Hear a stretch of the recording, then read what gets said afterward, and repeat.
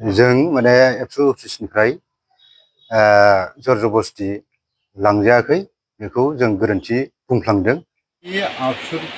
आबसु अफिसते গৈছিলে মানে এজন মানুহে গুণ্ডাটোৰ সি বেলেগ মাইকী তাত জ্বৰ সাপ্লাই আছিলে।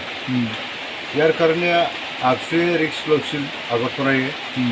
এইবাৰ মানে একবাৰ আৰু এনেকৈ কৰিলে আমাক জনাবি বুলি কৈছিলে। ইয়াৰ কাৰণে আমি জনাব গৈছিলে, কিন্তু ই জনাব যোৱাতে আমাক ৰাজু দাখাল ছাৰৰ তাত জবৰদস্তি লৈ গৈছে আৰু আমাক মালাই কিনি দিছে।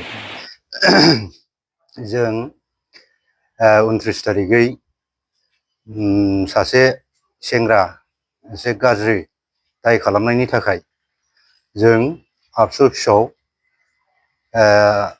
आबसुनो जनायनो थाखाय फैदोंमोन। दा बिथांमोननो जनायखांनानै जोङो टाउनाव थांनो होननानै थांदोंमोन खामानिनि थाखाय, जोंहा बेक्तिगत खामानिनि थाखाय। दा जियानो जाया मानो जों खोनानानै मोनदोंमोन जोंनिया बे राजु दाखाला जोंनि बेयाव दा दैदेनफैबाय थानाय बिथाङा ब्रह्म मन्दिरनि थाखाय एसे सहाय सुजुग होयोनो होननायखाय रायलायनो थांदोंमोन बिथांजों। दा बे थांनायावनो जोंखौ माला गानहोनाय जादों, बेबादिनो निउसबो लानाय जादों। बेनिफ्राय 30 तारिख खालि मोनसे निउसाव जों बुंफ्रांदों माने एबसु अफिसनिफ्राय जर जबस्ति लाङाखै।